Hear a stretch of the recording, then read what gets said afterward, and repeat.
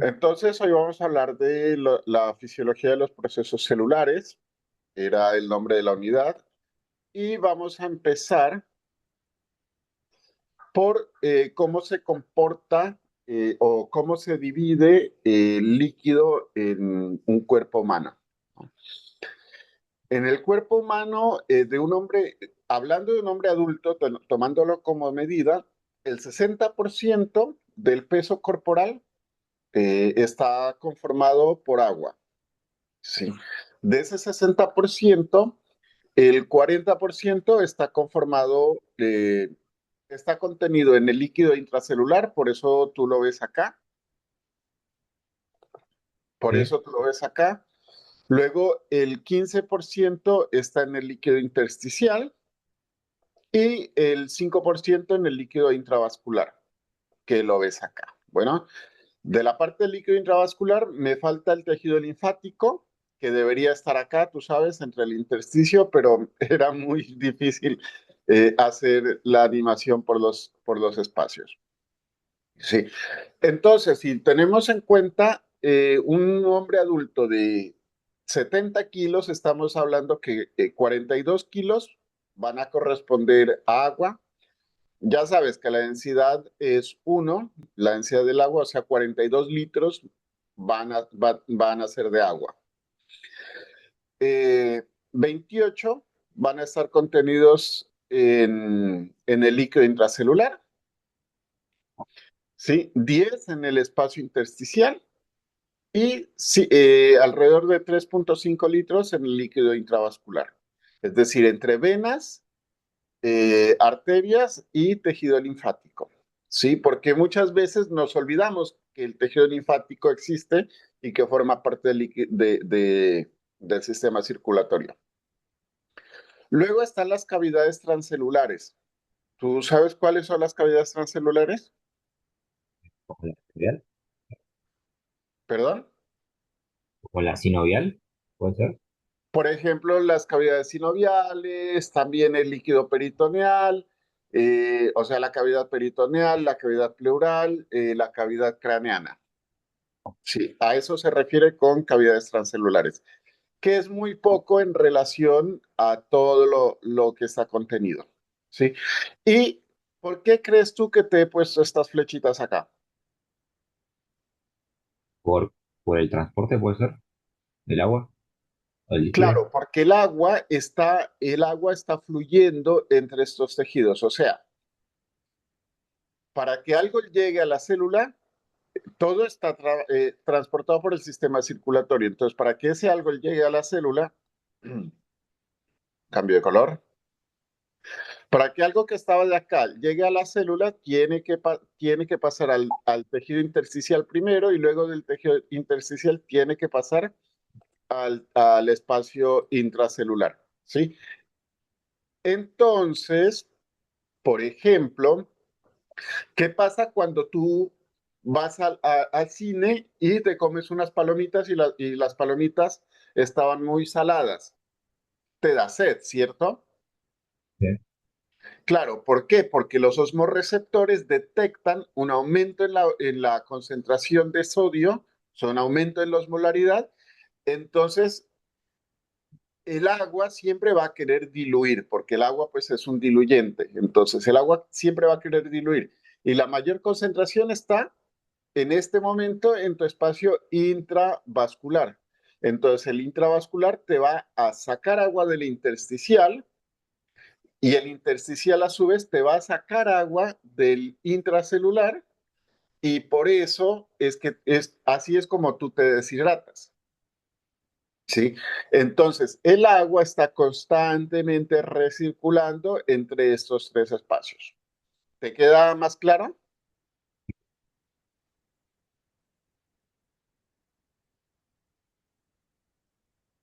Hola. Sí, sí, sí, sí, me quedó claro. Bien, Sí, sí, perfecto. sí, Entonces, claro. vamos a seguir, ¿no? Eh, ¿Qué es la tonicidad? Porque hay una cosa que uno se confunde, es la osmolaridad y la tonicidad. La osmolaridad es la concentración total de partículas, es decir, cuál es la concentración de todas las partículas en una solución. En este contexto estamos hablando que la célula es la solución. Bueno, porque está llena de agua y tiene un montón de electrolitos, proteínas, glucosa. Entonces, el agua sería la solución.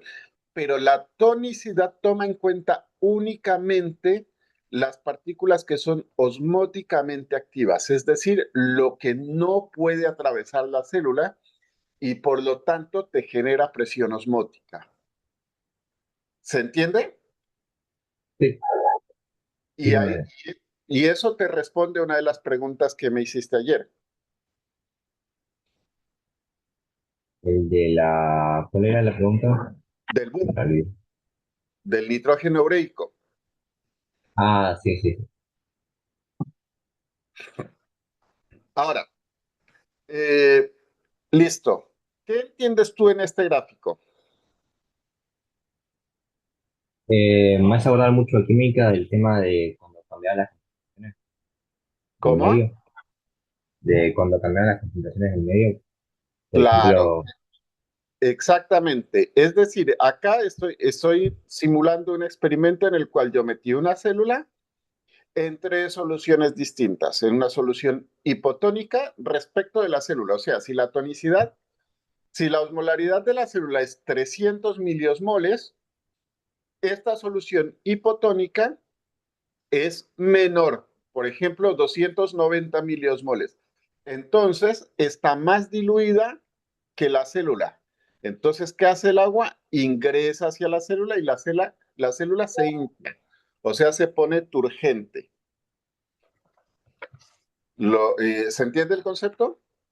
sí, que eso genera la lisis celular, ¿no? Exacto. Es más, si la célula no hace algo al respecto, se puede lisar. Ahora, en una solución isotónica, la misma cantidad de agua que está ingresando es la misma cantidad de agua que está saliendo. Es decir, no hay flujo neto de agua. Y en una solución hipertónica es lo contrario. Eh, la solución está más concentrada que la célula, entonces este sería el ejemplo de cuando tú vas al cine y comes pochoclos. Entonces te saca agua de la célula y la célula se pone así, esto se llama crenación. La célula se arruga.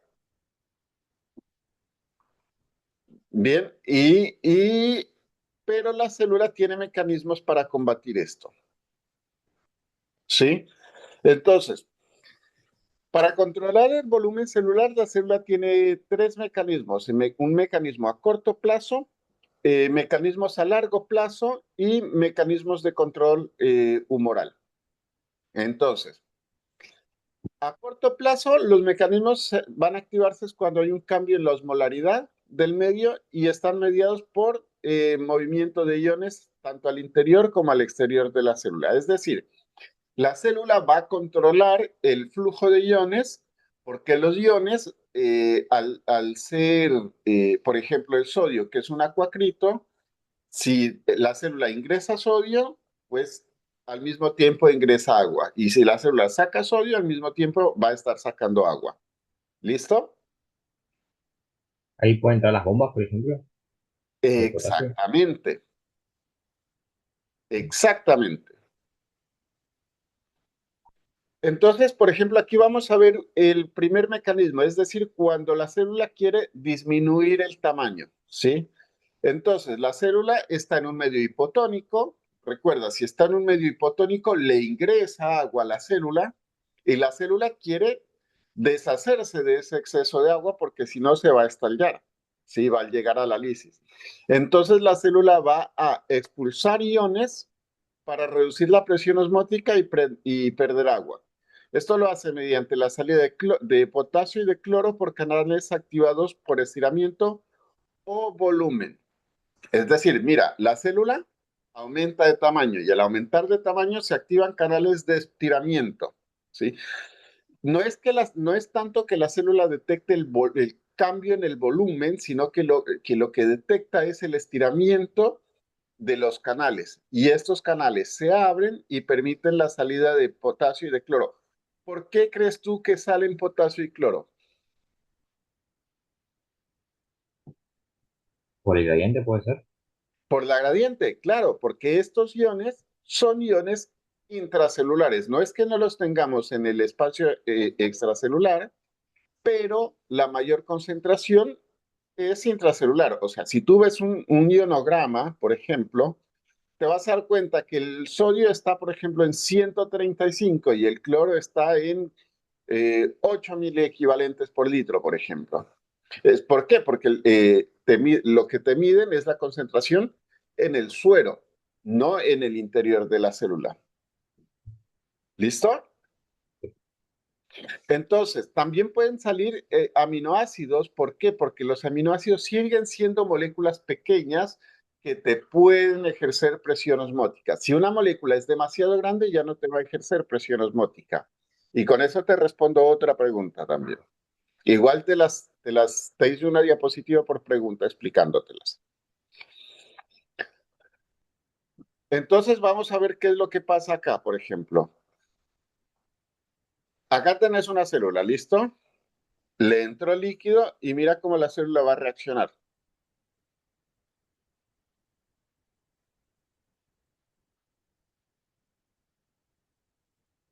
Ah, ok. ¿Listo? En la animación te puse un solo canal porque me tomaba mucho tiempo y mucho espacio y me iba a hacer un 8 animándola, pero obviamente van a ser canales distintos. ¿Bien? Bien, ¿Esto se bien. entendió? Sí, sí, sí, sí, dale. Muy bien. Entonces, el otro mecanismo es el opuesto a este, el aumento del volumen. Es decir, una célula estuvo en un medio hipertónico y se encogió, se puso, entró en crenación porque el agua salió del interior de la célula. Entonces, ¿qué hace la célula? Va a acumular solutos para aumentar la presión osmótica. ¿Sí? Y al aumentar la presión osmótica, obviamente va a atraer agua. Entonces, ¿cómo lo hace? Mediante el ingreso de sodio, potasio y cloro. También puede haber osmolitos orgánicos, ¿no? Es decir, proteínas o moléculas orgánicas que sean lo suficientemente pequeñas como para poder ejercer presión osmótica. ¿Listo? Entonces, vamos a ver qué es lo que sucede acá. Mira, la célula se crena,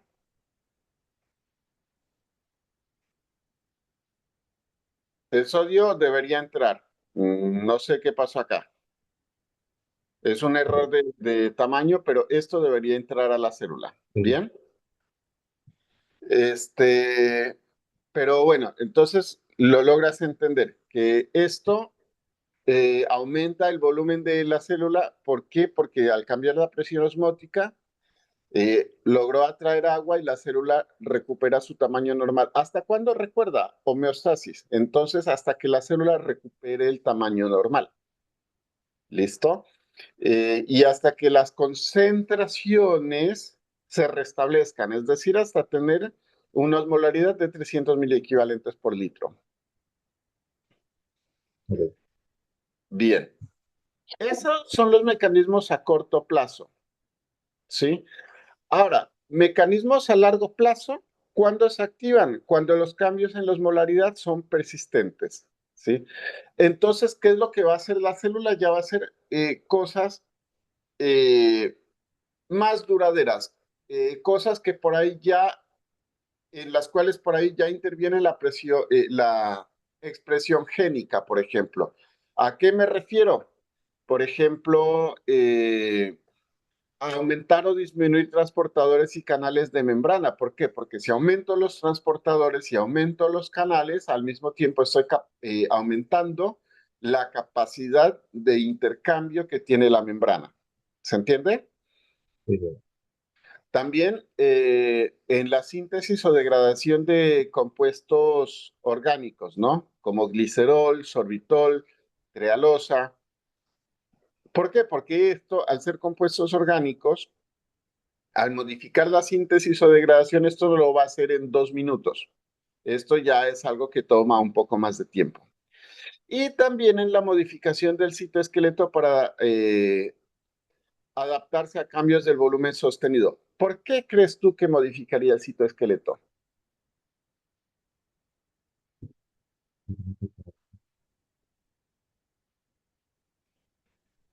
A lo mejor en biología lo viste y por ahí te acuerdas que el citoesqueleto está asociado a la membrana celular. Es decir, no son dos entes eh, separados, no son independientes, sino que el citoesqueleto tiene una asociación a unas proteínas que anclan la membrana celular al citoesqueleto. Entonces, si la membrana celular está aumentando, si el citoesqueleto puede responder también ampliándose de manera que la membrana celular no quede tan estirada. Básicamente es esto. Eh, ¿Se entendió? Muy bien. Y también hay sensores de volumen. Dame tantito.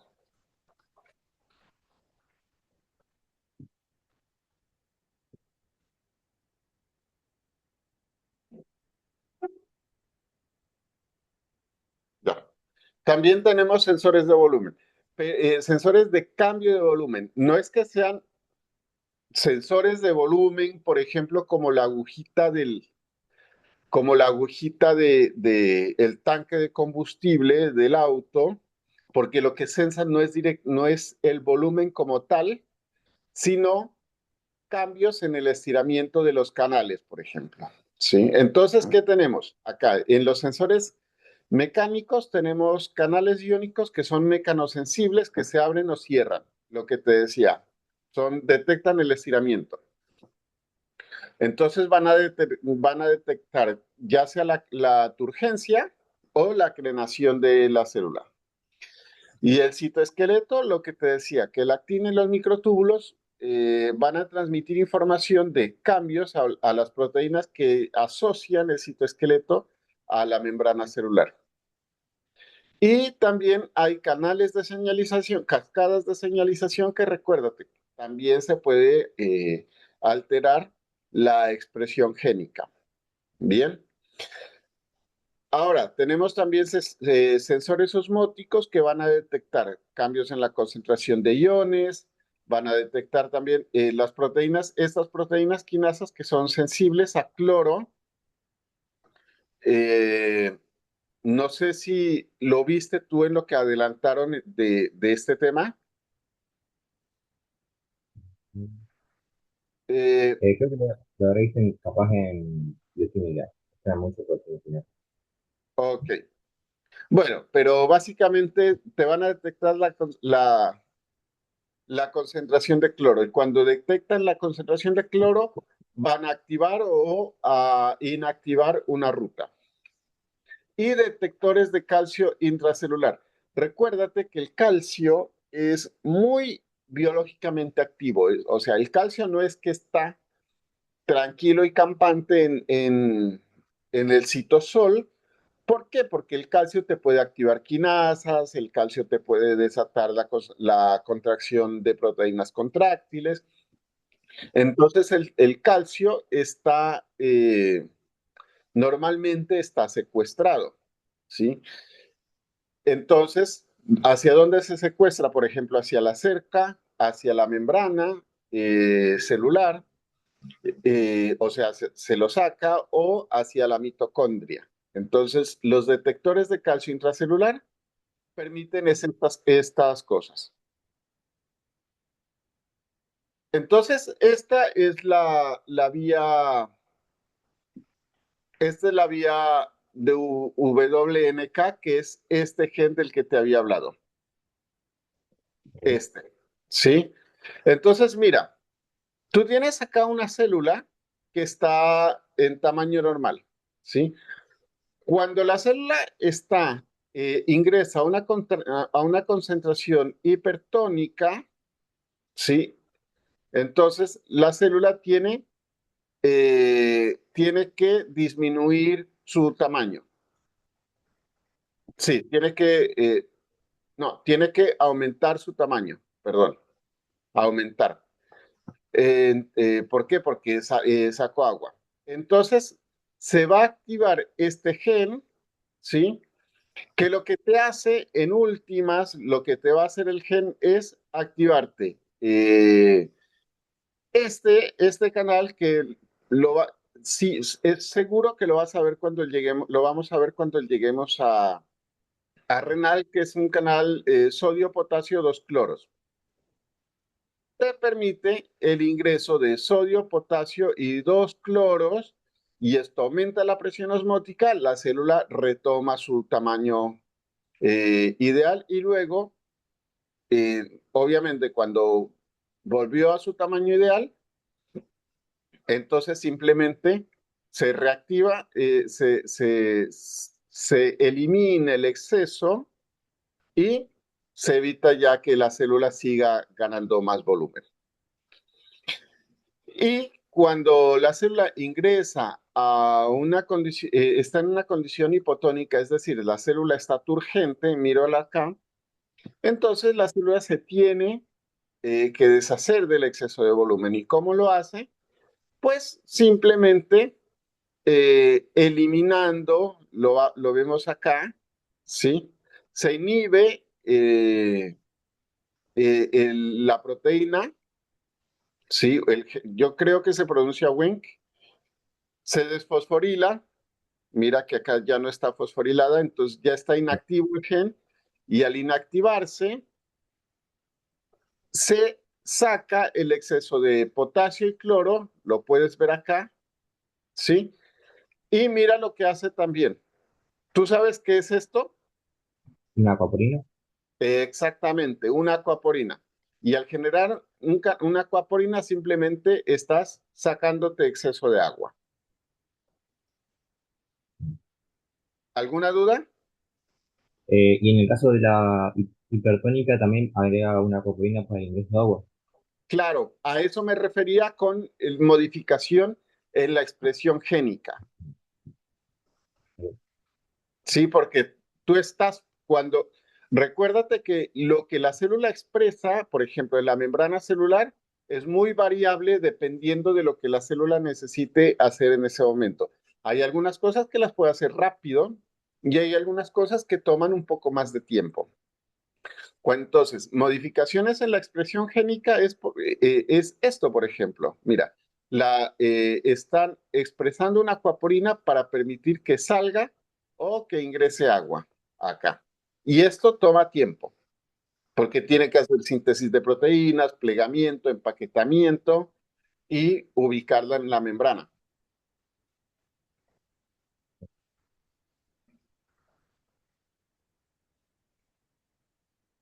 ¿Preguntas? Bueno, Muy bien. También, ¿cómo?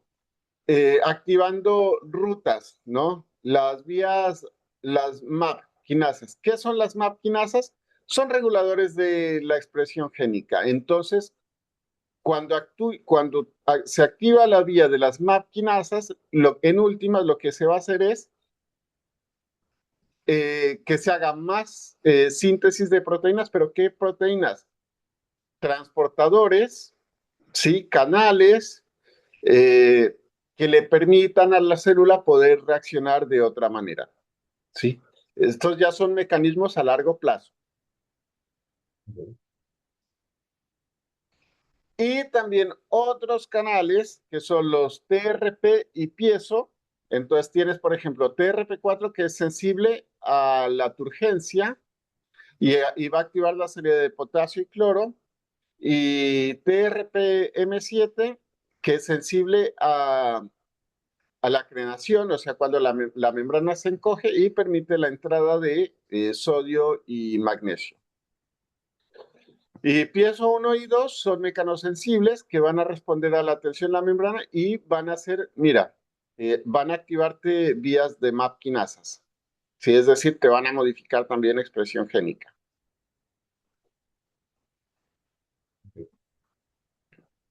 Y nuevamente el calcio. Yo te había dicho, el calcio tiene muchísima actividad biológica, entonces el calcio no está tranqui en el citosol. ¿Por qué? Porque o es segundo mensajero, o te va y te activa una quinasa, o te va y te, por ejemplo, te activa la contracción muscular. Entonces, no es que el calcio esté tranqui.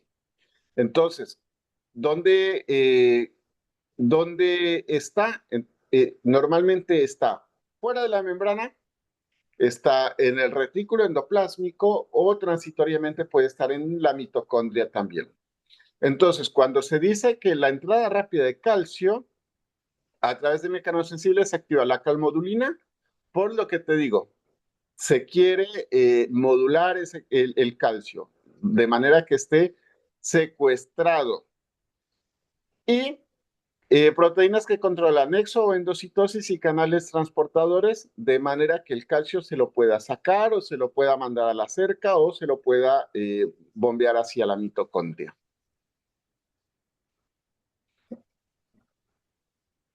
Ahora, respondiéndote a tu pregunta, la primera pregunta,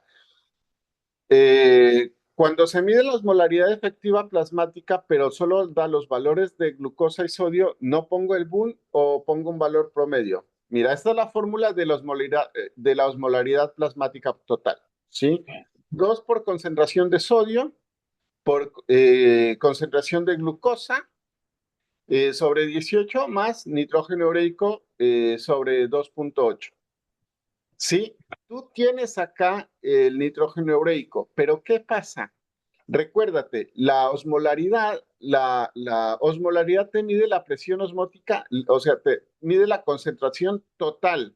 Entonces aquí consideramos el nitrógeno ureico porque estamos hablando de la concentración total de solutos. Pero ¿qué pasa?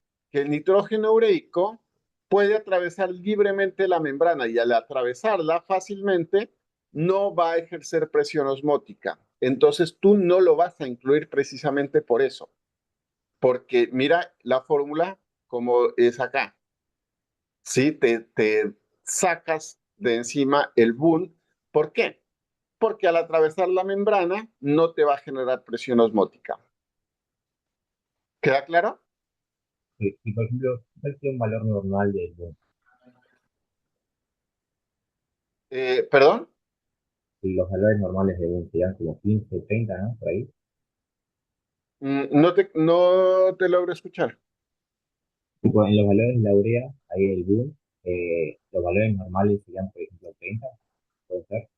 Ay, yo no lo recuerdo en este momento. Eh, a ver, déjame lo veo.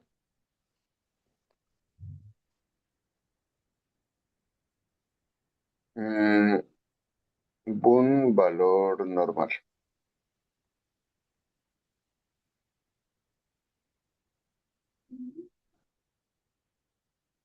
Me parece que este es entre 7 y 20 miligramos por decilitro. Claro. Bien. Eh, ¿Por qué la glucemia también puede afectar en la osmolaridad? Porque resulta que la glucosa no es una molécula tan grande. Entonces, al no ser una molécula tan grande, sí es osmóticamente activa. ¿Sí? Entonces, cuando la glucosa está elevada en sangre, va a aumentar la concentración de partículas que son osmóticamente activas. Y acuérdate, o sea, la glucosa no es que atraviese la membrana fácilmente, necesita transportadores, ¿sí? De hecho, ¿qué es el glucógeno? No es como glucosa. Es un polímero de glucosa. ¿A ti te parece lógico que la célula tenga, sintetice glucógeno para cuando después va a tener que hacer glucogenólisis? ¿No? Bueno, ¿qué es lo que sucede? La glucosa, al ser una molécula pequeña, sí es osmóticamente activa, ¿sí? Es decir, te va a traer agua hacia el interior de la célula. Entonces la célula, para evitar la lisis, porque se llenó de agua, lo que hace es sintetizar glucógeno, que es una molécula mucho más grande. Al ser más grande, no es osmóticamente activa y entonces se evita ese problema. Y luego simplemente va a hacer glucogenólisis cuando necesite extraer glucosa y no haya glucosa circulando en el torrente sanguíneo. ¿Se Ah, entendió? sí, sí, sí. Ahora, cuando el porcentaje del hematocrito está por debajo de lo normal, se disminuye el sodio sérico. Recuerda que el sodio es un ion, es un ion extracelular, ¿sí? Y cuando te miden, lo que te miden es la concentración en suero. Por eso es sodio sérico. No se toma en cuenta la concentración en sangre, sino la concentración en suero. ¿Y qué es el hematocrito? Es un estudio que separa el plasma con todo ¿cómo se llama esto? Los Citosoma. elementos formes.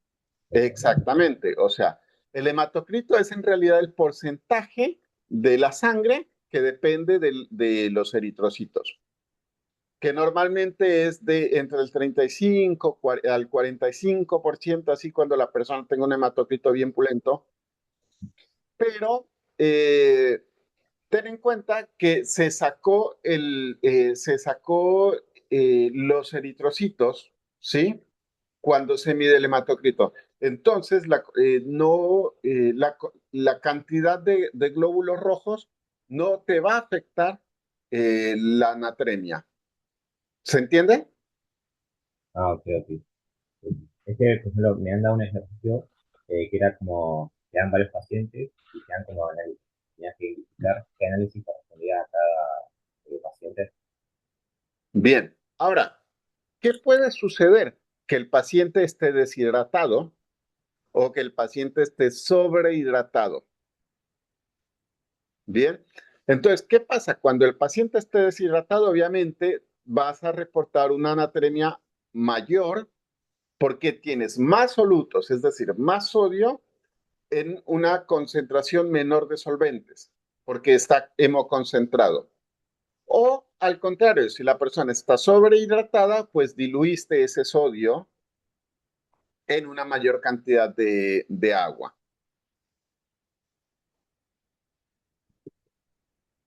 ¿Se entiende? O sea que el hematocrito puede bajar por una sobrehidratación. El hematocrito te puede bajar por una sobrehidratación o por una deshidratación, bueno, Ah, o aumentarte por una deshidratación, sí. ah, ok, ok. Porque recuérdate, si tú diluyes, la cantidad de eritrocitos va a ser la misma.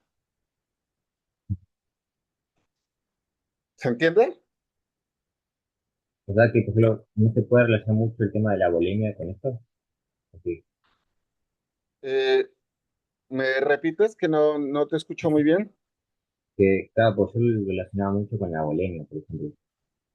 Claro, pero es que recuérdate que estamos hablando de deshidratación, sobrehidratación, no estamos hablando de condiciones fisiológicas cuando eso sucede.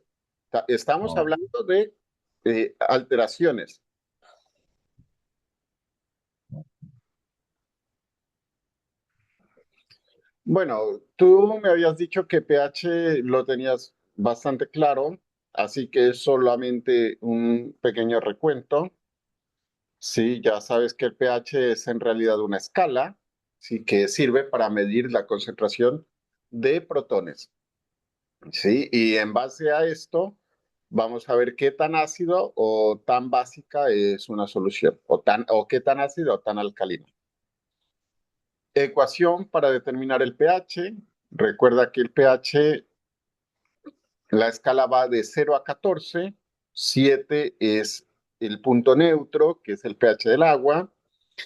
Y de 7 hacia arriba, de 7,1 hacia arriba, estamos hablando bases y de 0 a 6,9 estamos hablando de ácidos, ¿sí? Entre mayor sea la concentración de protones, menor va a ser el pH. Esto, recuerda que esto es una escala logarítmica. Y pH más pOH es igual a 14. O sea que también tú, si te dan el pOH, puedes hacer 14 menos esto y tienes el pH. Eso me imagino que ya lo tienes claro, ¿cierto? Sí, Bien, perfecto. Entonces, te decían que recuerdes la teoría de Braustein y Lowry. Lo que te dice esta teoría es básicamente que un ácido es una sustancia que es capaz de donar un protón, como lo vemos acá. Mira, esto es ácido carbónico que al donar un protón se convierte en ion bicarbonato. Entonces, esto es un ácido. Ion bicarbonato más un protón que lo va a donar. Y una base es lo contrario, es una sustancia capaz de aceptar un protón. Sí, entonces, según esta teoría, cada ácido tiene una base conjugada. Míralo acá, el ácido tiene una base conjugada y cada base tiene un ácido conjugado. Que bueno, no puse un ejemplo, pero lo vas a ver más o menos así. Bien, sí, sí. bueno, entonces te preguntaban que de dónde se obtienen los protones. Recuerda, entonces, porque esto aquí, o sea, hoy no vamos a hablar de equilibrio ácido-base porque para ver equilibrio ácido-base tenemos que ver también sistema respiratorio y sistema renal. Ujú. En todo eso se hace el equilibrio ácido-base. Hoy vamos a hablar de las fuentes de, de protones que generan esa acidez, ¿sí? Entonces, recuerda que la célula está en constante metabolismo y producto de ese metabolismo se liberan radicales, ¿sí? De protones. Lo vemos acá, por ejemplo, en la glucólisis anaerobia. Eh, de la glucólisis anaerobia obtenemos 2 piruvatos por cada molécula de glucosa. Y si es anaerobia, esos piruvatos obviamente van a fermentarse a lactato y un protón, que lo vemos acá. ¿Lo tienes? Sí, Mismo, ciclo de Krebs. En el ciclo de Krebs, cuando el piruvato se convierte pues a acetilcoenzima A, ¿sí? Y entra, el acetilcoenzima A entra al ciclo de Krebs, hace todo el ciclo de Krebs. ¿Qué tienes? Mira, las fuentes de ácido son pues el dióxido de carbono y agua que se convierten en ácido carbónico y esto se convierte en protones y ion bicarbonato también. Entonces acá tenemos otro ejemplo. Y también la oxidación de ácidos grasos y metabolismo de aminoácidos también van a liberar protones. Sí, acuérdate en el metabolismo de aminoácidos, o sea, si tú recuerdas la fórmula de los aminoácidos, tienes ahí un NH3 o NH2, dependiendo si el aminoácido está protonado o no. Luego tienes, pues, la forma general, luego tienes el sustituyente R, que ahí también puedes ganar o perder protones. ¿Listo? Entonces, acuérdate que los aminoácidos son anfóteros, o sea, que pueden actuar como ácidos o como bases también, dependiendo de qué es de si están perdiendo o están ganando protones. Bien. Y también en la hidrólisis de ATP, que lo vemos acá. ADP más fósforo inorgánico más protones. Estas son las fuentes intracelulares. Pero ¿qué pasa? También pueden entrar protones desde el líquido extracelular a través de canales o por cotransportadores siempre y cuando la gradiente lo permita. Bien, entonces a través de la membrana acá tenemos un cuadrito de cómo pueden ingresar los protones, ¿sí? Por un intercambiador de sodio-protón. sí, que te va a sacar sodio del líquido intracelular y permite el ingreso de sodio. Se activa cuando el pH intracelular baja. Entonces, si el pH intracelular baja en un nivel inferior a ese 7.2, por homeostasis, la célula quiere regresar a ese pH de 7.2. ¿Por qué crees tú que es conveniente que la célula regrese a ese pH de 7.2? para quitarla así. O qué le puede pasar a la célula si no vuelve a ese pH? Todo me dice. Recuerda que las proteínas, porque la célula es en últimas un montón de proteínas, o sea, carbohidratos, lípidos, proteínas, que están cumpliendo una función. Y las proteínas te funcionan a pHs determinados y a temperaturas determinadas. Si no se, si no, si el pH está muy bajo, las proteínas empiezan a perder su configuración. Sí, entonces se empiezan a formar más o menos puentes de hidrógeno y al empezar a perder la configuración terciaria e incluso podrían llegar a desnaturalizarse, es decir, podrían incluso perder la configuración secundaria, las proteínas van a perder su funcionalidad. Entonces, por eso se requiere que el pH retorne a esos 7.2. ¿Listo? Ok. Entonces, también bombas de protones. Sí, que lo que van a hacer es hidrolizar ATP para bombear protones al exterior o hacia vesículas intracelulares. ¿Cuándo, por ejemplo? Cuando se va a acidificar los lisosomas. Sí, acuérdate que los lisosomas necesitan un pH muy ácido porque en los lisosomas se va a hacer destrucción, por ejemplo, de bacterias o de patógenos y se necesita precisamente un pH ácido para que esto suceda. Y para mantenerlo ácido, la concentración de protones en el interior del lisosoma tiene que ser muy elevada. O sea, que los necesitas bombear porque no puede, porque el gradiente está a favor para que salgan protones del lisosoma y no para que entren. Entonces, los necesitas bombear porque va en contra de la gradiente. ¿Listo? Ok. Y en secreción ácida, ¿dónde? Por ejemplo, en la producción de ácido clorhídrico en el estómago. Y también cotransportadores de ion bicarbonato y sodio, donde también esto, por ejemplo, puede suceder para reducir la acidez en la orina. También, por ejemplo. Es uno de los mecanismos como el riñón actúa para controlar el pH. ¿Listo? Y, por ejemplo, el primero, el intercambiador de sodio y protones, ese lo usan los eritrocitos, ¿no? Este, El primero. este. Sí, Pero este es, recuerdo, a ¿cómo? ver, te escucho. No, porque me acuerdo que en bioquímica habíamos visto un momento que cuando el eritrocito, que solo tiene un metabolismo anaeróbico, tenía muchos protones. Necesitaba como Sí, un intercambiador para regular su pH. exactamente. O sea, este es en la célula. Por ejemplo, un músculo. No, De hecho, en el músculo, porque recuerda que el músculo, la contracción muscular del músculo estriado es anaeróbica. De hecho, en el músculo va a haber mucho. Hay mucho sentido que haya intercambiador, porque en el músculo se contrae de manera anaeróbica.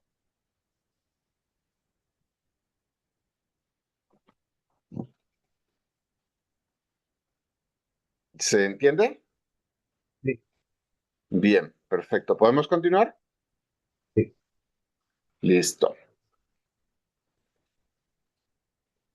Entonces, cuando queremos acidificar, ¿sí? Porque esto era para alcalinizar, es decir, para disminuir el pH en el interior de la célula. Ahora, para acidificar, lo contrario, ¿sí? ¿Cuándo queremos acidificar? Pues cuando hay mucha pérdida de protones o, por ejemplo, cuando hay generación de hidroxilos. ¿Sí? Entonces, lo que vamos a querer es sacar ion bicarbonato, que lo vemos acá, para permitir que ingrese, para permitir que aumente la concentración de protones. ¿Sí? ¿Cuándo? Con un cotransportador de cloro ion bicarbonato. Y se activa cuando el pH es demasiado alto, o sea, cuando la célula tiende a la basicidad. También canales uniportadores de protones, sí, que son menos comunes en células animales, pero existen epitelios especializados, como en estómago o riñón. Y bombas de protón, potasio, ATPasa, que células parietales gástricas, para acidificar para acidificar la secreción gástrica. ¿Listo?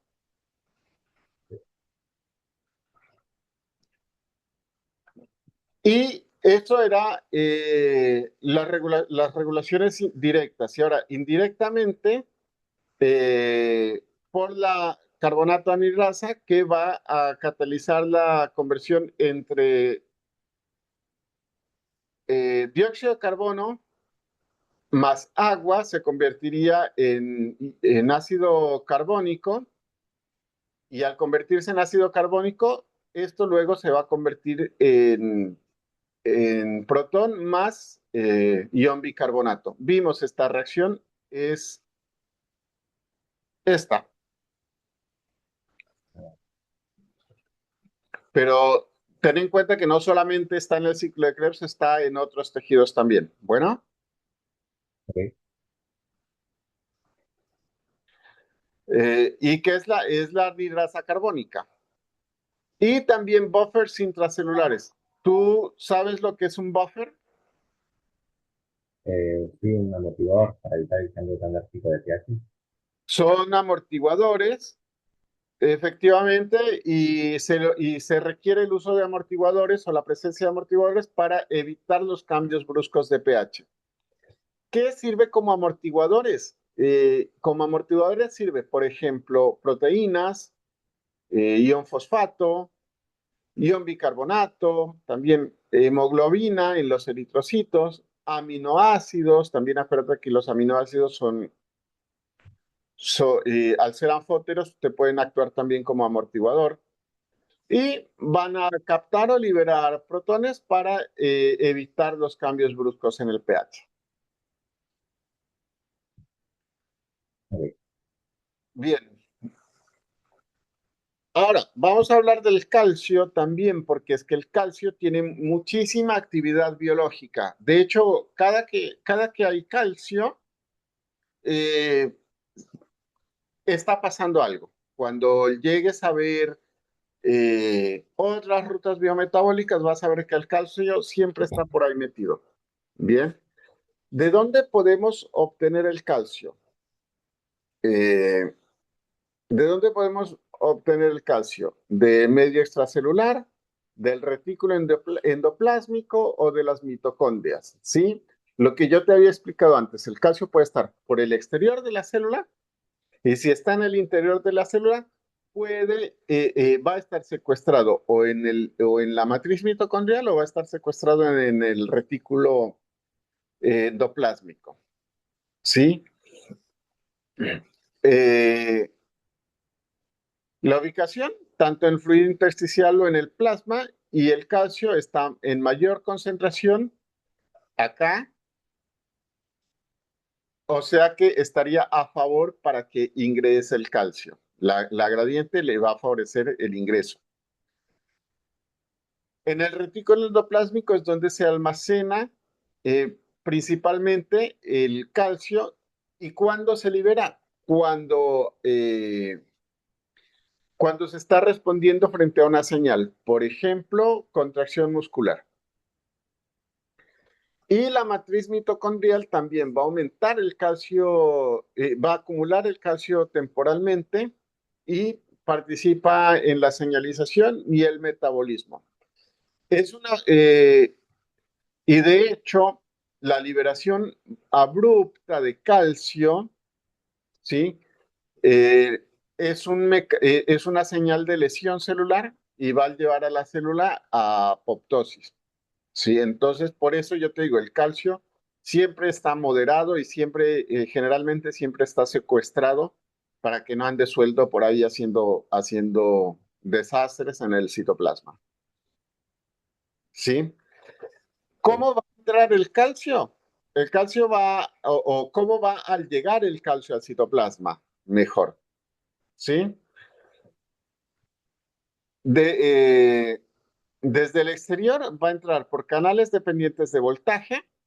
Por ejemplo, canales L de tipo L en músculo y neuronas, L por lento, en canales operados por ligando, sí, que serían activados por neurotransmisores y por hormonas, o también canales de entrada capacitada que se activan cuando el retículo endoplásmico se vacía de calcio. Sí, entonces son diferentes fuentes. ¿Por qué? Porque la cantidad de calcio, la velocidad de ingreso de calcio no debe ser la misma en una neurona, por ejemplo, que una célula muscular. E incluso entre las células musculares, en las células cardíacas, por ejemplo, tú tienes que el ingreso de calcio en una célula ventricular no entra con la misma velocidad que en una célula del nodo sinusal, ¿sí? Entonces no es que tengas un solo canal, sino que tienes varios porque responden a la biología de cada tejido. Desde almacenamientos intracelulares. ¿Por qué le digo entrada? Porque pues va a ingresar al citoplasma. Es decir, estaba en un almacenamiento intracelular y salió hacia el citoplasma. Entonces, cuando, por ejemplo, por receptores de IP3, sí, que se van a activar por inositol trifosfato, o sea, vía de la fosfolipasa C. Y receptor de rianodina, este está en el retículo sarcoplásmico, lo vamos a ver mucho, es bastante importante, ¿sí? Que en realidad no es receptor, es un canal, más que un receptor, pero se les dice receptor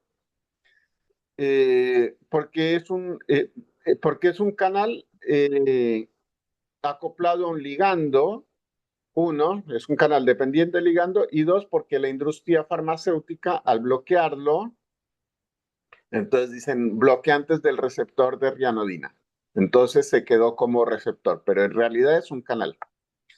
En el músculo, al abrirse por el acoplamiento mecánico, permite la salida de calcio desde el retículo hacia el citoplasma, favoreciendo que el calcio se pose sobre la troponiosina, sobre la troponina, perdón, se libera el sitio activo para que permita la interacción actina-miosina y se formen los puentes cruzados.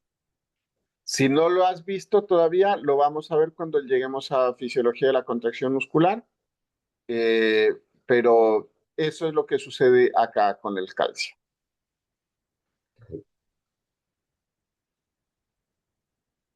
Y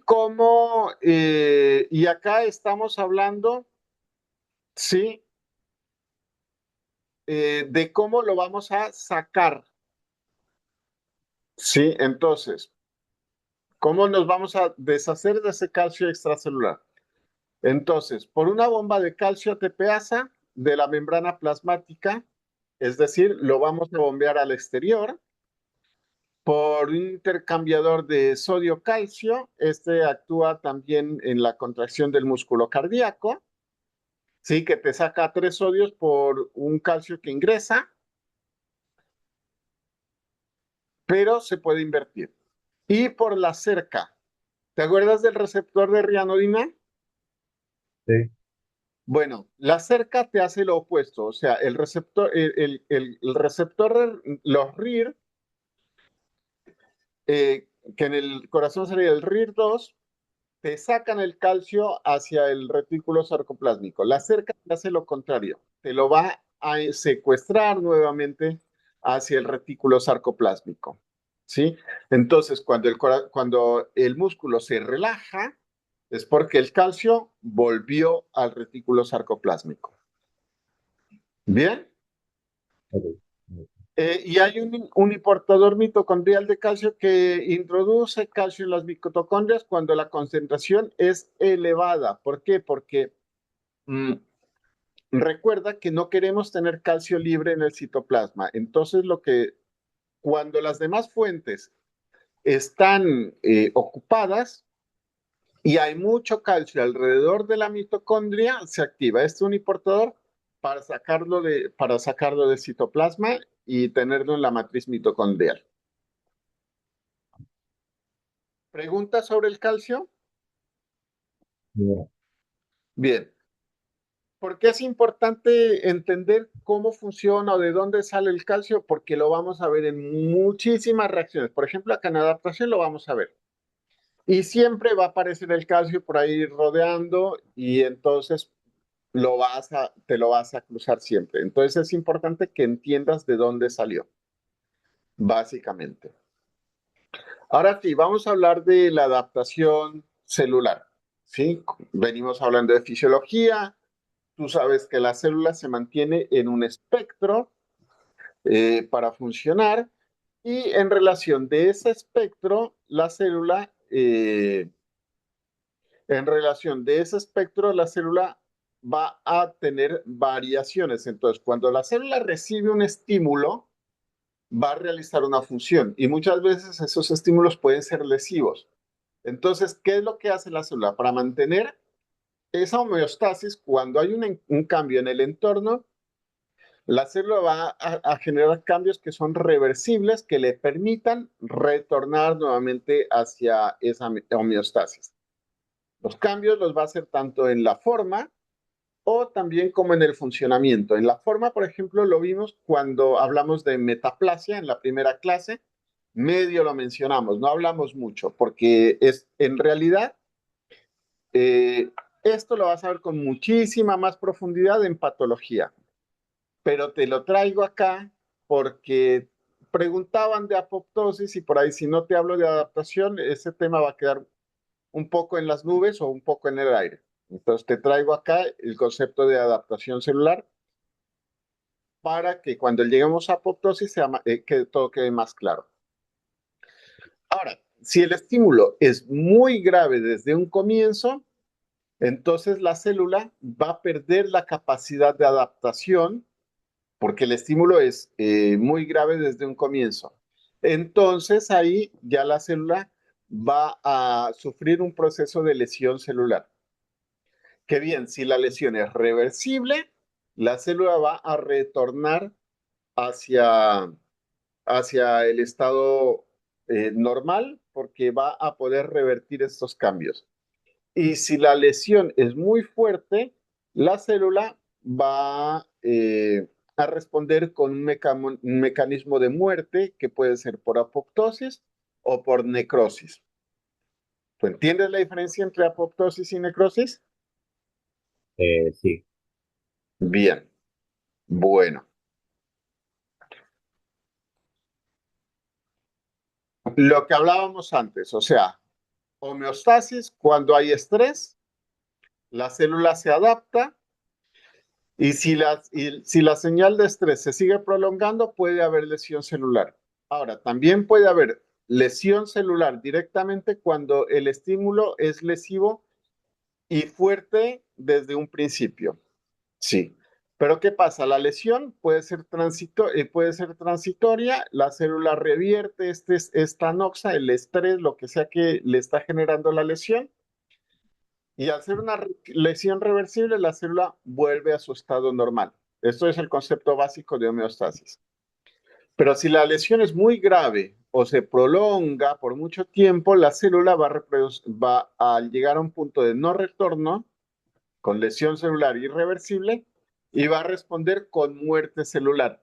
¿Por qué responde con muerte celular? Porque a la célula no quiere eh, y no es conveniente eh, biológicamente que la célula siga trabajando con un mecanismo de lesión. ¿Por qué? Porque estas lesiones irreversibles pueden ser cambios en el ADN, por ejemplo, y si esa célula se llega a dividir, las células hijas van a tener esta lesión en el ADN y se podría convertir en un tumor. Entonces, por eso, cuando la lesión es irreversible, la célula va a responder o con apoptosis o con necrosis. ¿Bien? Ok. Entonces, adaptación celular. ¿Sí? ¿Cómo puede responder una adaptación? Acá tenemos una célula normal. Puede responder con hipertrofia. ¿Qué es hipertrofia para ti? Eh, Creo que era cuando aumentaba su tamaño la célula, puede ser.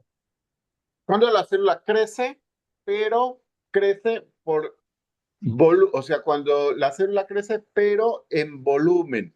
Por ejemplo, cuando alguien va al gimnasio mucho tiempo y se le hipertrofian los músculos. No es que esté generando nuevas fibras musculares, es que las fibras musculares, o sea, las células musculares que tenían, están produciendo más fibras contráctiles y más mitocondrias y entonces el músculo se pone grandote porque tiene, o sea, tiene más estructuras en el interior que ocupan más volumen. ¿Pregunta hasta ahí? Pero, Bueno, atrofia es lo contrario. Por ejemplo, cuando alguien dejó de ir al gimnasio y eh, se pierde la hipertrofia muscular que se había ganado. Eso lo ves, por ejemplo, en los, ya está, por ejemplo, en los actores de Hollywood que por ahí van a hacer un papel de un superhéroe y que tienen que estar súper fuertes y súper definidos y súper marcados y entrenan muchísimo, ¿sí?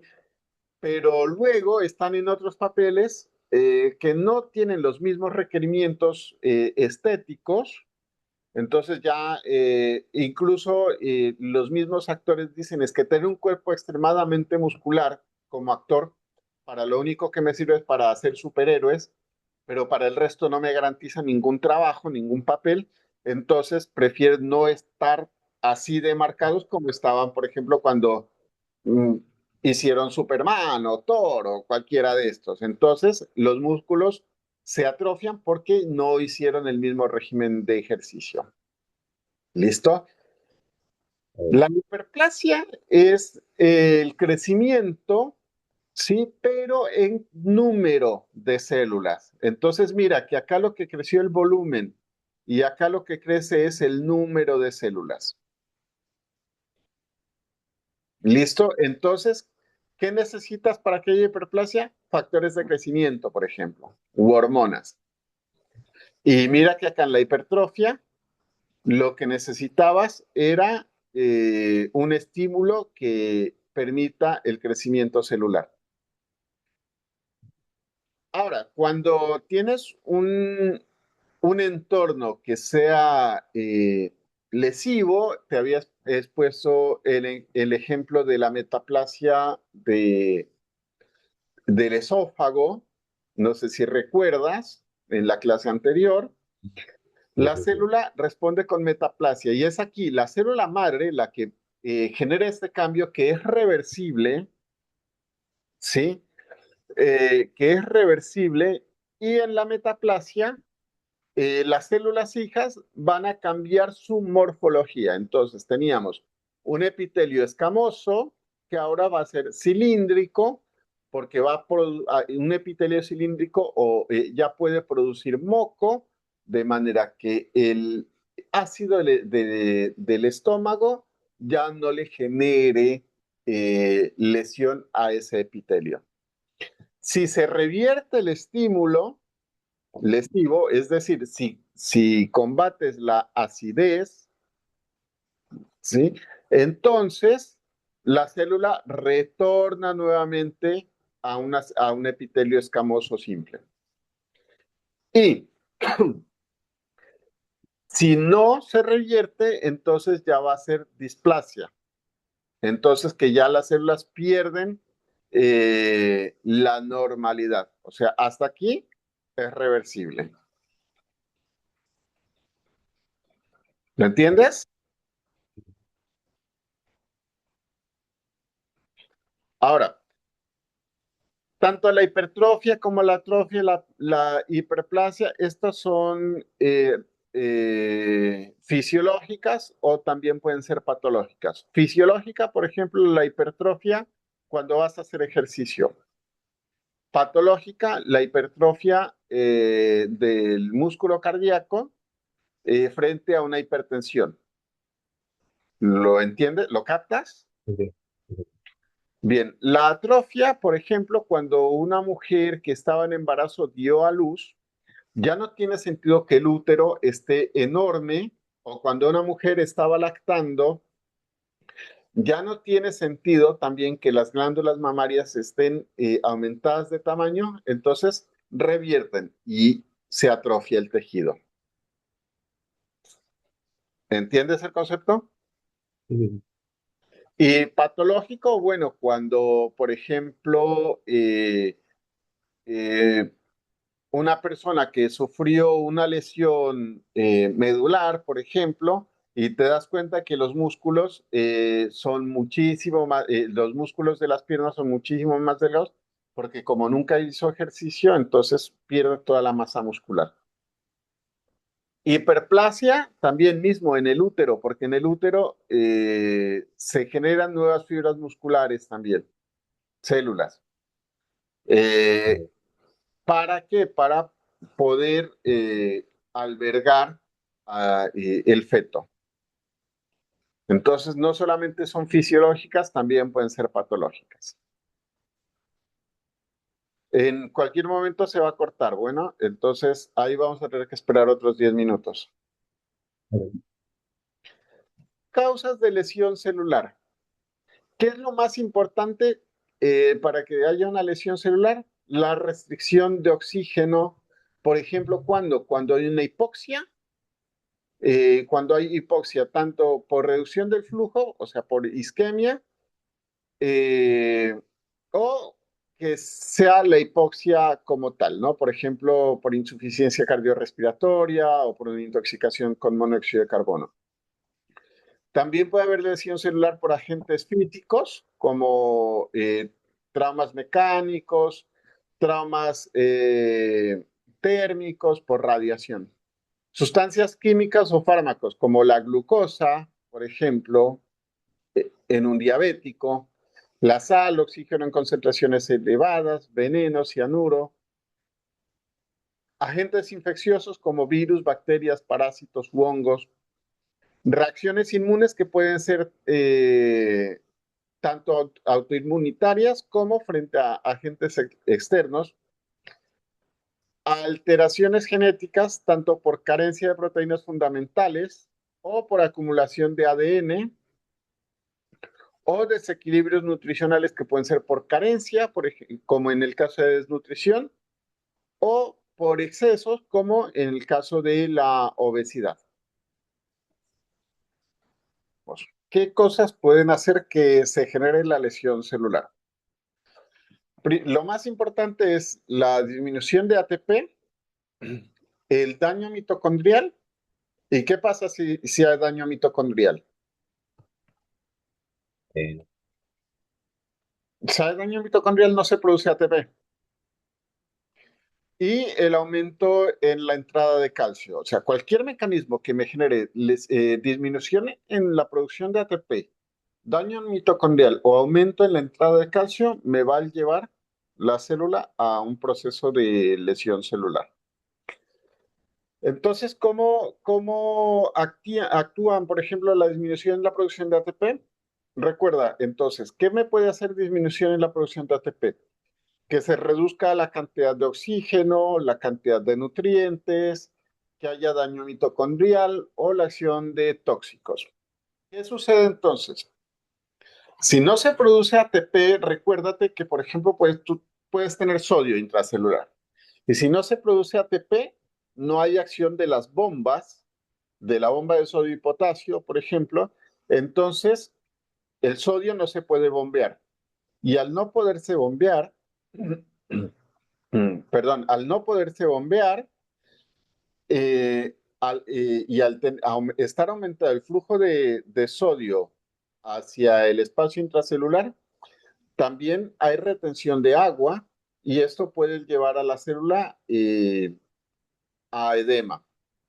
Entonces, el edema puede, por ejemplo, si estamos hablando de una célula de un enterocito, el edema genera, por ejemplo, pérdida de microvellosidades, genera la formación de vesículas también, ¿sí? Entonces, ahí ya vemos uno de los mecanismos cómo se produce la lesión. Otra es que si hay disminución de ATP, se aumenta la producción de ATP a expensas de la glucólisis anaeróbica. ¿Sí? ¿Por qué? Porque la glucólisis anaeróbica es una fuente rápida. Pero entonces, ¿qué sucede?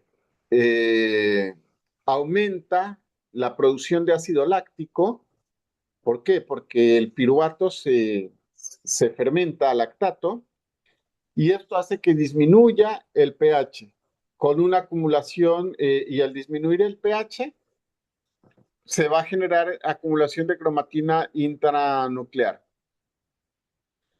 Y también va a llevar a un desprendimiento de ribosomas con disminución en la síntesis de proteínas. Sí. En últimas, lo que esto sucede es lleva a un daño irreversible en las membranas mitocondriales y lisosómicas y la célula va a avanzar a muerte celular. ¿Preguntas de esto? No. Bien. Ahora, el daño mitocondrial directamente. El daño mitocondrial directo también puede llevar la célula a lesión, ¿sí? E incluso a muerte. ¿Cuándo? Cuando haya incremento abrupto del calcio, ¿sí? O incremento abrupto de las especies reactivas de oxígeno o la carencia de oxígeno. Entonces, tú tienes acá, eh, tú tienes acá que la disminución de oxígeno, toxinas o radiación te van a generar un daño mitocondrial. El daño mitocondrial te va a generar obviamente una disminución de ATP. Y la disminución de ATP te va a generar también entonces el aumento de glucólisis anaerobia con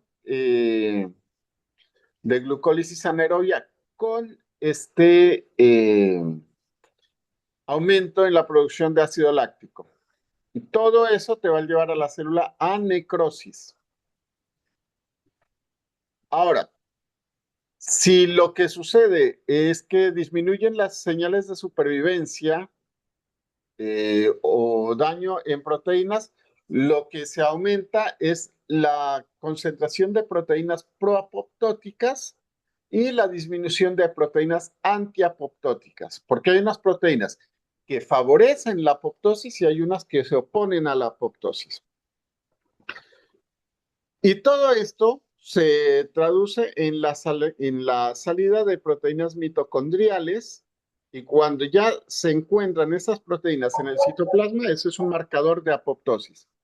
Entonces, la célula, por ejemplo, también, si llegamos a encontrar citocromo C, también es un marcador de apoptosis y la proteína, la célula va a avanzar hacia la muerte celular. Aumentos abruptos de la entrada de calcio también, ¿no? Como la isquemia, ciertas toxinas, ¿sí? Entonces tenemos que el aumento de calcio citosólico va a activar enzimas celulares, lo que yo te había dicho. El calcio tiene muchísima actividad biológica. Entre esas enzimas celulares vamos a tener fosfatasas, vamos a tener proteasas, vamos a tener endonucleasas y vamos a tener ATPasas, ¿sí? Las fosfolipasas van a degradar fosfolípidos. Las proteasas van a hacer alteraciones en la membrana y proteínas del citoesqueleto. todo eso te lleva a daños en la membrana. Las endonucleasas van a generar, a clivar o romper el ADN. Entonces se genera también daño nuclear. Y las ATPas van a degradar ATP, ¿sí? Y todo esto nuevamente te va a llevar a la lesión celular e incluso a la muerte. La acumulación de radicales libres derivados de oxígeno, sí, que pues te aumentan la peroxidación lipídica con daño en la membrana. La modificación de proteínas con degradación, mal plegamiento y el daño en el ADN que te puede generar mutaciones. Y lo que te había dicho, si hay mutaciones, la célula entra a procesos por apoptosis para evitar que esa mutación eh, pase a las células hijas.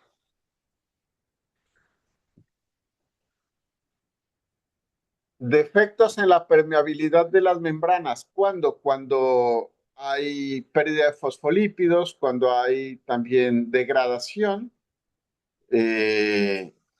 lipídica. Y lo que aumenta y lo que sucede es que al perderse, al aumentar o al haber defectos en la permeabilidad de la membrana, pueden ingresar muchas cosas, generar presión osmótica, por ejemplo, y llevar a la célula a necrosis. O puede también disminuir la permeabilidad e impedir el paso de nutrientes. ¿Lo captas? Sí, Muy bien. Y en el daño en el ADN y proteínas, este es un inductor de apoptosis, ¿sí? Y el daño al ADN, pues ya sabes, por radiación, por hipoxia, y la acumulación de proteínas mal pegadas también por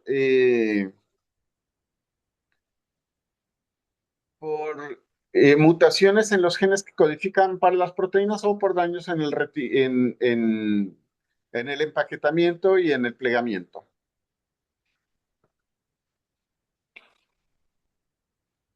Ahora sí, vamos a llegar a la apoptosis. La apoptosis es cuando el daño celular es irreversible, la célula muere. Y la célula puede morir por dos vías. La primera vía es por apoptosis y la segunda vía es por necrosis. ¿Sí? Hay otros mecanismos, ¿no? Piroptosis y necroptosis, pero los más estudiados son la apoptosis y la necrosis. La apoptosis es una muerte celular programada, es decir, la célula se programa para morir. ¿Sí? La célula gasta energía en el proceso de apoptosis. Eso es algo que tú necesito que lo entiendas desde ahora. ¿Y cómo gasta energía la célula para morir? Porque es una muerte más organizada. La célula forma vesículas apoptóticas. Eh, ¿Cómo te hago? ¿Cómo te pongo un ejemplo? Ya, listo. Imagínate, por ejemplo, que cuando yo trabajaba en el laboratorio, a mí me decían, che, Aaron, ¿vos por qué traes 5 tuppers? Porque yo llevaba 5 tuppers en mi almuerzo. Porque a mí no me gusta que se me revuelva la comida, ¿no? Entonces, en el uno él llevaba una porción de arroz, en el otro llevaba una porción de carne, el otro llevaba una porción de ensalada, en el otro llevaba un poco de gelatina para que luego el postre, y en el otro llevaba una porción de frijoles, por ejemplo. Y ya simplemente la organizaba. Eh, y me decían, pero si en el estómago se te va a revolver todo, ¿por qué no pones todo directamente en un solo tupper y ya está, y que quede todo revuelto? Más o menos piensa en este ejemplo. Bueno, la apoptosis, todo está mucho más organizado porque se generan vesículas apoptóticas que luego van a ser fagocitadas. Entonces, la apoptosis no te genera una respuesta inflamatoria, ¿sí? Y la necrosis Sí te genera una respuesta inflamatoria. ¿Por qué? Porque en la necrosis hay activación de enzimas proteolíticas. Entonces se genera un licuado por el producto de la digestión de esas enzimas que no sucedió en la apoptosis y eso es lo que te genera la respuesta inflamatoria. ¿Lo entiendes? Bien. Entonces, en la apoptosis, las membranas al estar intactas, todo está compartimentalizado y todo está organizadito de una manera muy bonita. ¿Hay células inflamatorias? Sí, sí hay células inflamatorias, pero ¿qué? Que van a venir y van a fagocitar esas vesículas apoptóticas y ya está. No es que va a haber una respuesta inflamatoria como tal. Lo que hay es fagocitosis, pero no hay inflamación. ¿Listo? Ok. La morfología. Entonces, una célula apoptótica se muestra con un citoplasma intensamente eosinófilo. ¿Por qué crees tú? Porque es que en la apoptosis se activan endonucleasas. Entonces el ADN también se fragmenta y se pierde esa coloración del ADN. ¿Sí? Entonces todo se va a ver mucho más rosadito porque ya no hay vasofilia propia de los ácidos nucleicos. ¿Listo? Entonces,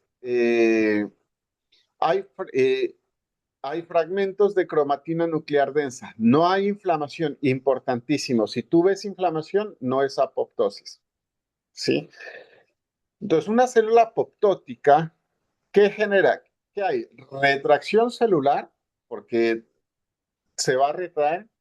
Hay condensación de la cromatina, que primero la cromatina se va a agregar debajo de la membrana nuclear. Y la formación de las vesículas y los cuerpos apoptóticos. Y luego todo esto va a ser fagocitado por los macrófagos.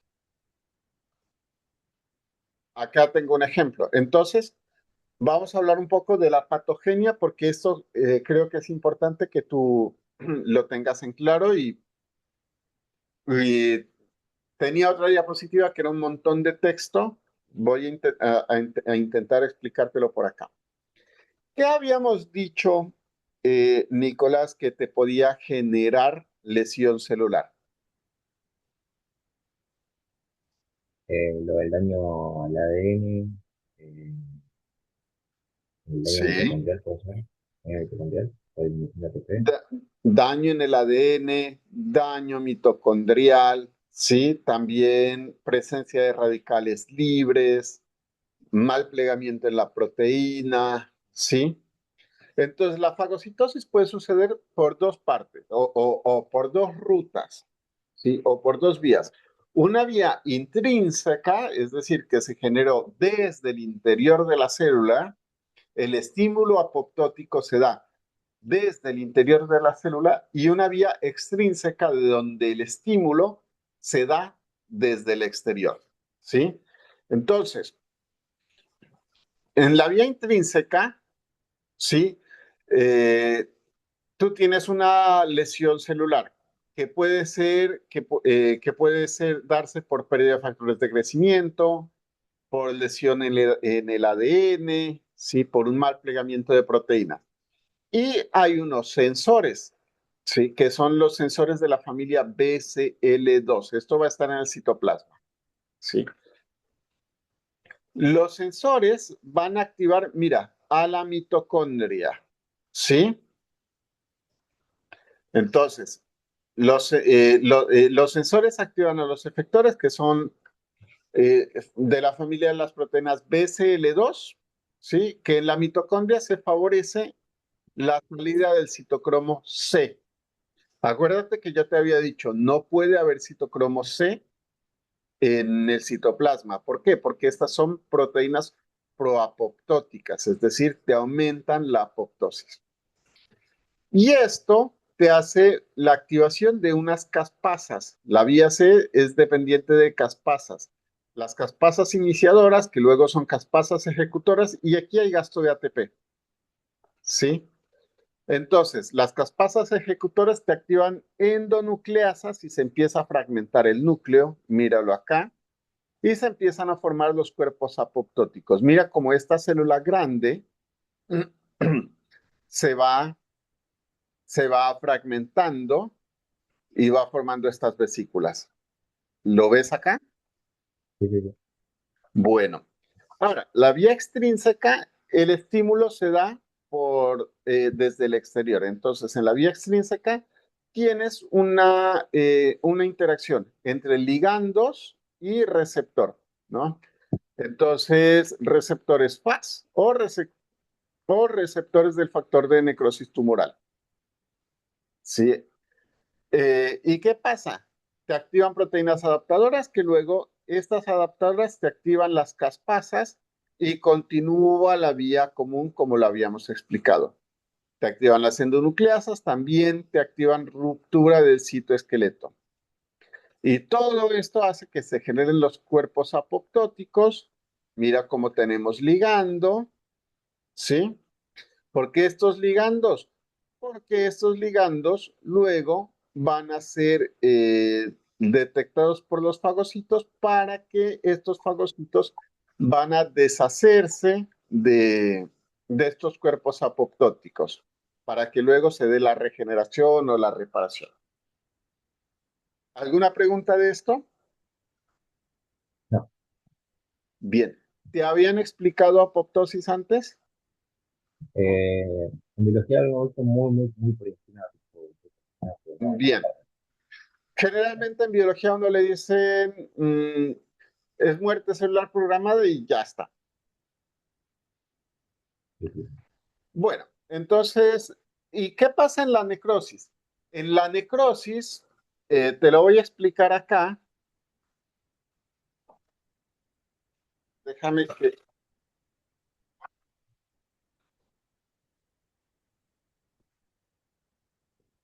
En la necrosis, tú suponte que... ¿Dónde está esto?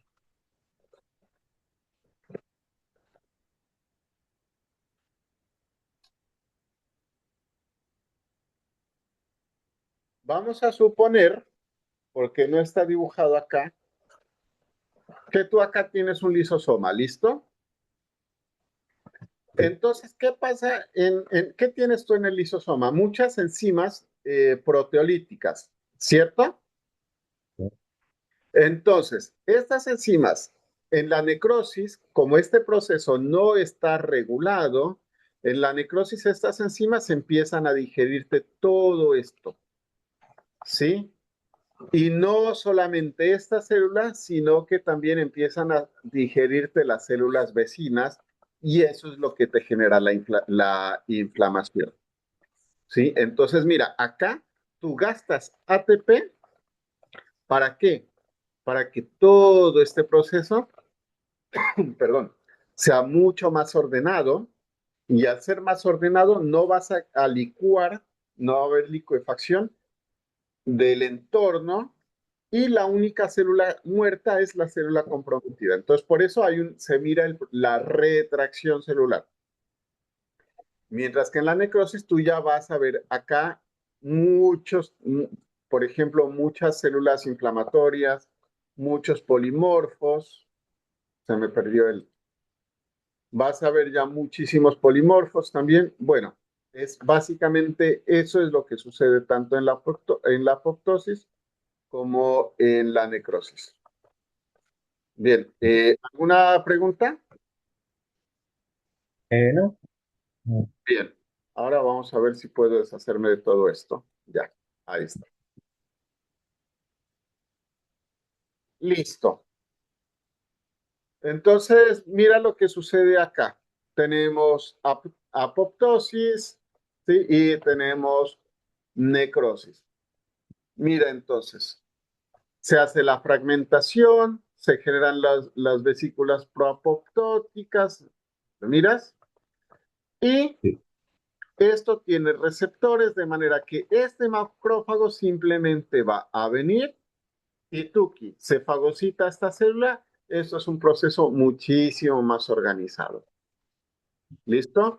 Y mira que esto acá que te muestran, si miras, Sí, lo que te están diciendo es que hay retracción celular, mientras que en la necrosis es lo opuesto. Mira, hay, la célula se pone más turgente, ¿sí?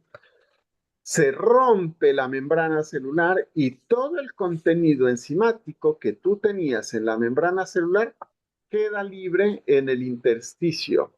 Y al quedar libre hacia el intersticio, no solamente muere esta célula, sino que se lleva, como un kamikaze, se lleva por delante a las células vecinas. Y eso es lo que te va a generar la respuesta inflamatoria. ah, ok, ¿Quedó clara? sí, sí. Bien. Bueno, ¿alguna pregunta de apoptosis o de necrosis?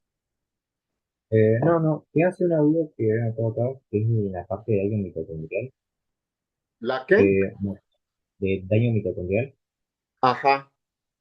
que yo me acuerdo que una vez me habían dado un ejemplo en bioquímica en el final, cuando tomé igual, que era que estos ionóforos puede ser, que como Yo que no, pero que inhiben la bomba en la cadena de transporte, eso también sí, puede producir un daño mitocondrial. claro, mira. Entonces, a ver, déjame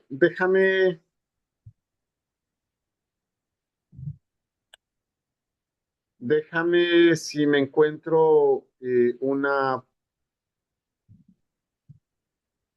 presentación, porque debería tenerla.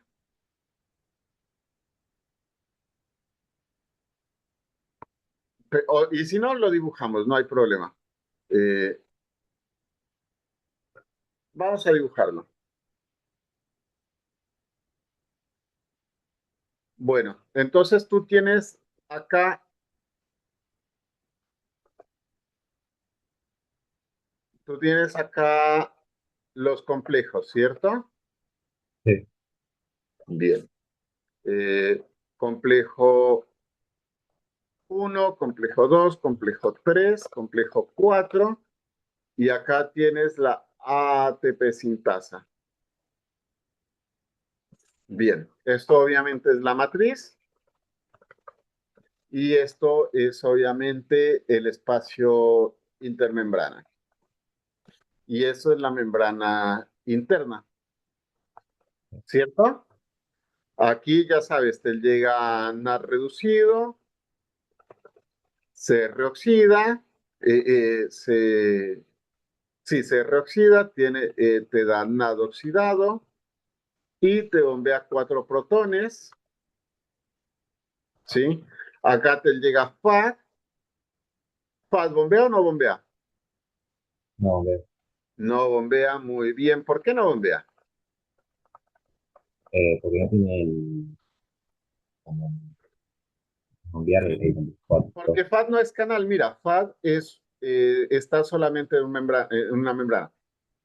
Lo de FAD se bombea por acá.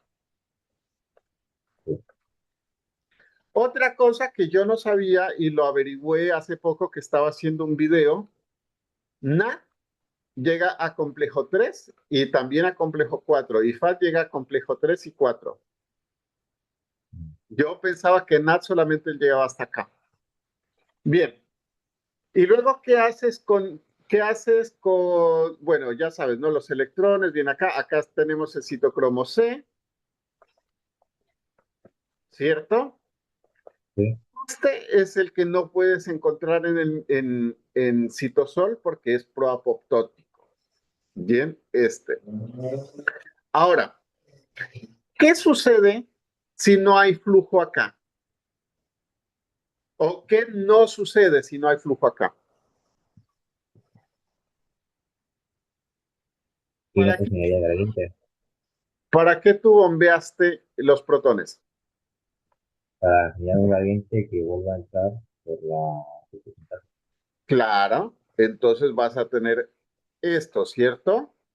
Vas a Sí, bombear 4 ATP, 4 protones, perdón, no bombear, van a retornar 4 protones. Por cada 4 protones, tú vienes un ADP que se convierte en ATP. Listo. Ahora, tu pregunta es si hay un daño en el transporte electrónico mitocondrial, ¿cierto? sí, No pasó esto. Listo. ¿Generé ATP? no, No generó ATP. Entonces, ¿de dónde tiene que utilizar o de dónde sacas energía la célula para sobrevivir? de glucólisis. De la glucólisis anaerobia, Ah, ya. ¿cierto? Sí, sí, ¿Y qué genera la glucólisis anaerobia? la- Piruvato, que luego se fermenta a lactato, ¿cierto? Por la lactato deshidrogenasa, tienes este NAD, perdón, o sea, este NAD no llega hasta acá, sino que hace esto, ¿sí? Y se genera lactato más protones, ¿cierto? sí, sí. Y habíamos dicho, esto te puede generar apoptosis, el lactato también te puede generar apoptosis. Aparte, la misma deficiencia de oxígeno. Recuerda que esto solo te genera 2 ATP, mientras que tú acá obtienes entre 30 y 32, dependiendo si lo que entró fue FAD o NAD, vas a obtener entre 30 y 32 ATP. Entonces, no es solamente eh, porque no hay ATP, sino que también es porque se acumula exceso de lactato, que es tóxico para las células, se acumula exceso de protones, que son radicales libres, ¿sí? Que si la célula no logra revertir este cambio a tiempo, va a llegar a apoptosis.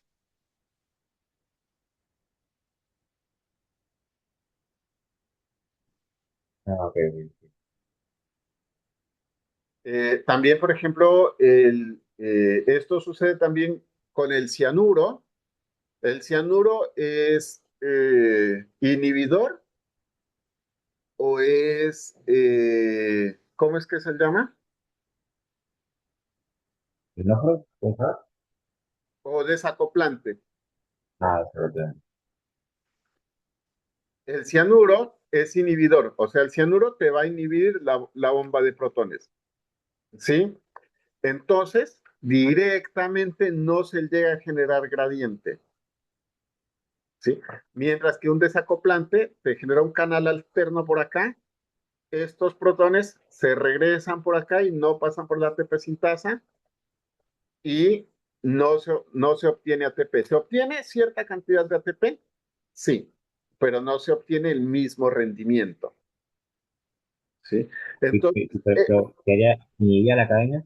No, no quería inhibir la cadena, pero sí se inhibir la representación. pero sí que Tipo, en este caso, con el desacoplante, la cadena sigue andando, ¿verdad? la cadena sigue andando, solamente que tú piensas que cuando, no sé si tu colegio tenía rejas, tu colegio Sí, estaba encerrado en el secundario. sí, sí, sí. Bueno, entonces piensa que los estudiantes, en vez de salir por la entrada del colegio, se saltaban el muro. Entonces, el vigilante no lograba ver quién entró o quién no. O el típico que uno ve en las películas o en las series del hijo adolescente que no sale por la puerta, que es por donde debería salir, sino que utiliza la ventana como un desacoplante y el padre no logra controlar si de verdad está en casa o salió. Bueno, más o menos piensa en eso, no es el mejor ejemplo, pero piénsalo, ¿sí? El desacoplante, la cadena sí está funcionando y de hecho está acelerada porque la célula entiende necesito ATP, ¿sí? Entonces la cadena está acelerada, pero al mismo tiempo generan la gradiente, sí, pero los protones no regresan por la ATP sintasa, entonces no se genera el ATP, sino que al regresarse por el desacoplante te generan calor. Porque recuerda, los protones, o sea, esto tiene energía, ¿sí? Y la energía en algo se tiene que convertir, o sea, por leyes de la termodinámica, en algo se va a convertir. ¿Y en qué se disipa la mayor cantidad de energía? En forma de calor. Entonces, cuando hay presencia de un desacoplante, genera mucho calor. Ok. Un ejemplo de un desacoplante sería la termogenina, por ejemplo.